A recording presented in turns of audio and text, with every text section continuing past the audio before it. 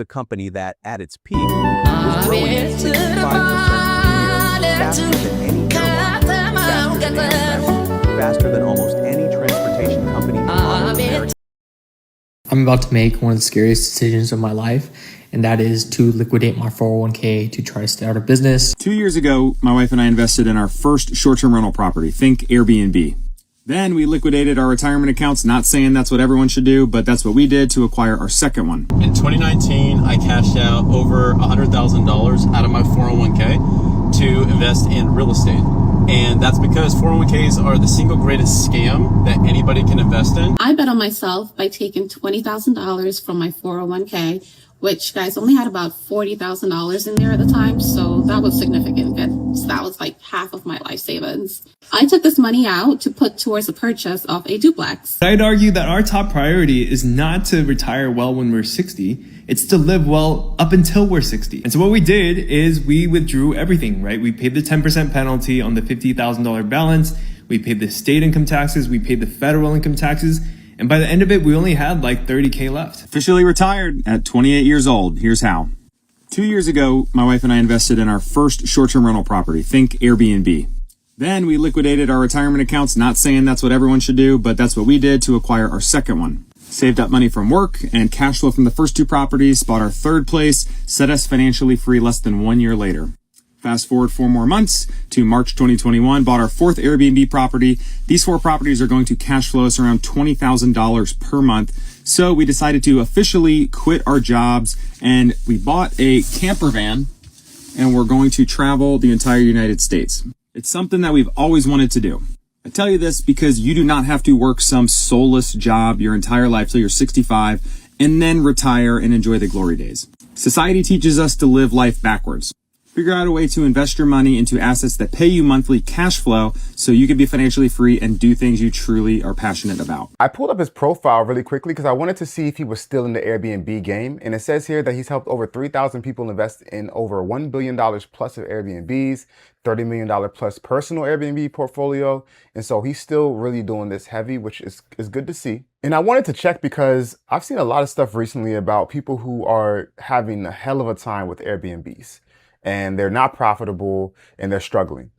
And I've heard overall that Airbnb has, it's had a rough time as far as the platform and people is becoming oversaturated, but it seems like he's still doing well. Essentially, it's a business. Airbnb is a business, right? It's not traditional long-term rentals. And so the cash flow is a lot higher. It also is they look like they minimize their life expenses. They don't have a house of their own, at least they didn't at this time. They got an RV, so they were more flexible and that kind of thing. Now, $20,000 a month is pretty good. Now, when he says cash flow, I don't know if that's all profit because cash flow is not the same as profit. Cash flow is money in and out. It's just movement of the money. So I don't know if that was profit or not. It sounds like it maybe was, in which case $20,000 a month, they're doing pretty good. So this is an example where, personally speaking, I say, and this is my opinion, this is not like, I'm not trying to say this is what everyone should do or most people should do it by any means, but it worked for them. And I think it's not a bad idea if you know for a fact you can use that money that you had in your 401k to do something like this and have this type of lifestyle. I think it's not such a bad idea.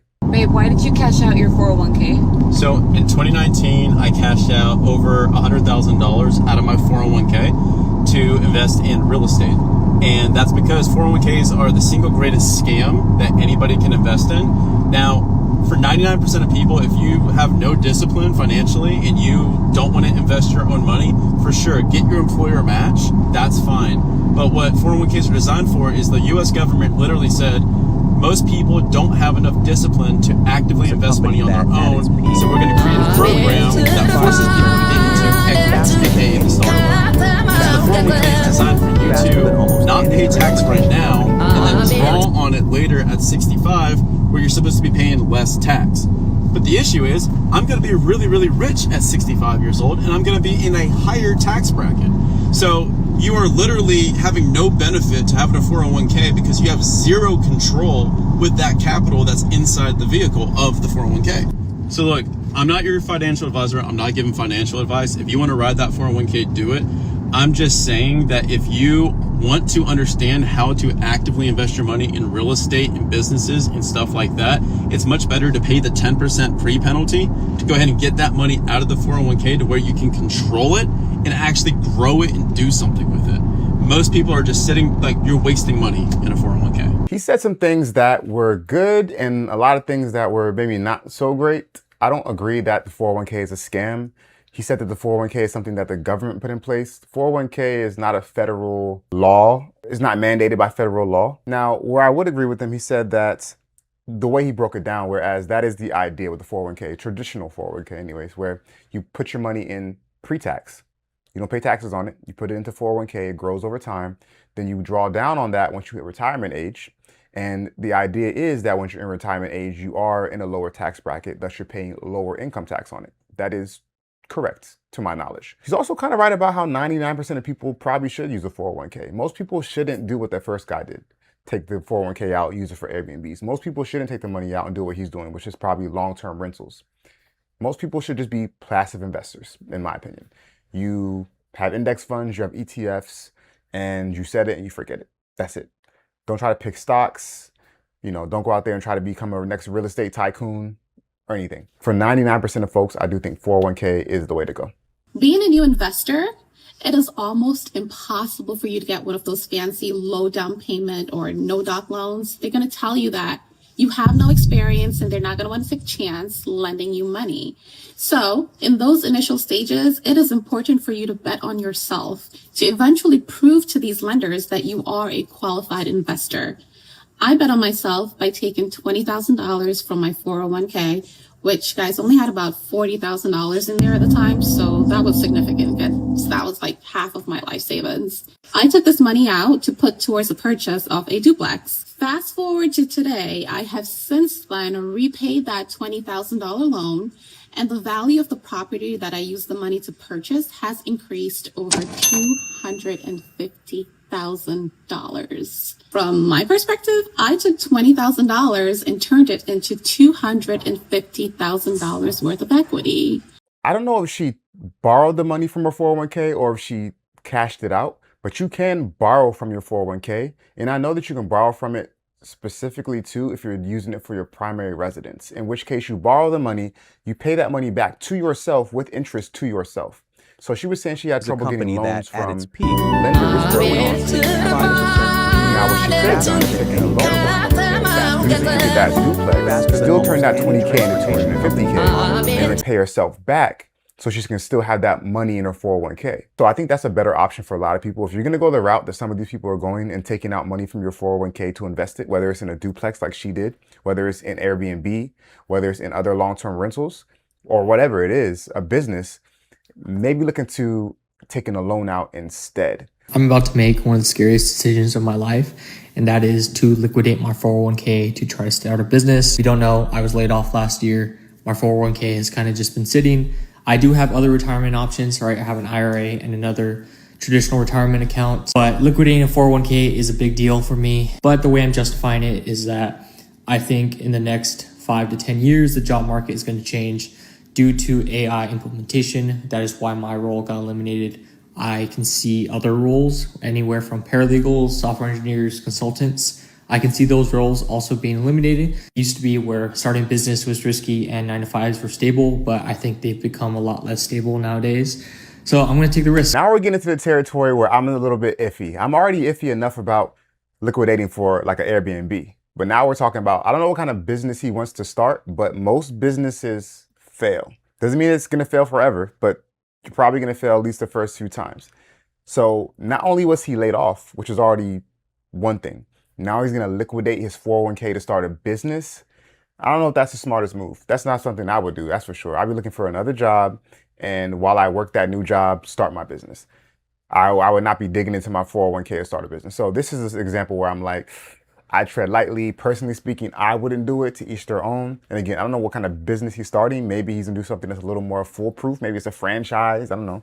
Maybe it's an Airbnb. That's technically a business. But yeah, for the most part, it's a no-no for me. One of the most controversial decisions that me and my wife made when we first got married was to liquidate her entire 401k balance and pay the 10% penalty. And it's controversial because everybody thinks that you need to fund your 401k, like that should be your top priority. But I'd argue that our top priority is not to retire well when we're 60, it's to live well up until we're 60. And so what we did is we withdrew everything, right? We paid the 10% penalty on the $50,000 balance, we paid the state income taxes, we paid the federal income taxes, and by the end of it, we only had like 30K left. And I think this is where most people would say that's really dumb, right? Because in your 401k balance, you had 50 grand. Let's say you were earning a 10% return on 50 grand. That's 5K a year. But now because you paid all the taxes and the penalty, you only have 30 grand. Now, assuming that you get a 10% return on the 30 grand, that's only 3K a year. But from my perspective, all I have to say is that a dollar today is probably worth $10 when I'm 60 years old. And so what we did with that 30 grand is we took it, we tacked on an extra 20K to that, and we bought a property for $475,000 and we put 10% down. We got a 2.75% interest rate, and the seller also gave us a $70,000 loan at an interest rate of 0%. Now, the property is rented out to a long-term tenant, and we pretty much break even on this property. Sure, we make a couple $100s of cash flow every single month, but I just reserve that pretty much just for the maintenance and capital expenditures. And the rest is being used to pay down our loan on that property. Because we have such a low interest rate, we are paying down our principal balance on that loan by like $1,500 every single month. So even if the property brings in $0 of cash flow, it is actually increasing our net worth by $1,500 every single month.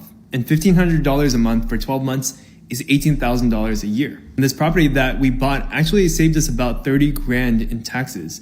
So the way I see it is that we were really in the deal for about 20 grand, and we're growing our net worth by $18,000 every single year that we own this property, assuming that the property doesn't appreciate at all. Okay, at first I was like, this is an awful thing to do, but as he continued to speak, I have to say this. There are always unique situations and circumstances. There's not a one-size-fits-all prescription for everybody and how they should handle their 401k or their finances in general. It's all very unique and unique to that individual person or family. So number one, he basically has free money. 2.5% overall for the loan, which is on like 400,000 of it, and then 0% for the 75K. That's free money. I mean, let's be honest, that's amazing. So that in and of itself already is great. Number two, with real estate, you do get other advantages that you don't get with the stock market, like with the 401k. He mentioned some of them. He gets depreciation, or he said appreciation at the end. You get appreciation, so the value of the house can increase, which obviously if you're not going to sell it or take a loan or a home equity line of credit on it or cash out refinance, doesn't really matter that much, but eventually it could. You have depreciation, which reduces your taxable income because the way that the IRS looks at it, your house is in a constant state of breakdown. And so you can write off and depreciate that breakdown, a certain percentage of it, normally 27 and a half years, I think, each year for 27 and a half years. Now there's recapture and all that, which we won't get into here, but there's that benefit. Then of course you have cash flow, which he's not really getting, which not yet, in the future he may. And you have principal pay down. Principal pay down is at $1,800 a month or $1,500 a month he's talking about. Not to mention the principal you're paying just from the normal mortgage payment in and of itself. So overall, this is not a bad deal that they got. So again, I think for most folks, it probably wouldn't be a good idea to do something like this. But in this situation, it sounds like it may be a good deal. I'm assuming he still has his 401k because they liquidated his wife's 401k. And essentially now, instead of his wife's 401k, they have this property, which if they hold on to it for the long term and it gets paid off, is going to produce cash flow, right? Positive cash flow each month, theoretically, in the future when they retire. So just like a 401k would if you were drawing from it in retirement age. And or you could pass it down as generational wealth. You could live in it once it's paid off. There's so many things you could do with it. So again, I think for most folks, not to repeat myself 1,000 times, personally speaking, 401k is probably the right way to go. Roth IRA, stock market, set it, forget it. And then for some people, you know, I'd probably do both. Maybe have a rental property or two or some alternate investment. And for some, you know, they're like, forget the system completely. I don't even want to do the 401k. It's not for me. I'm going to do my own thing. More power to them, to each their own. With that being said, guys, let me know in the comment section what you think about all this. I'd be interested to hear about it. Let me know if you are a 401k fan, if you're team real estate, if you're both. What are your thoughts on this? I'm curious. Let me know. And until next time, as always, make smart financial decisions.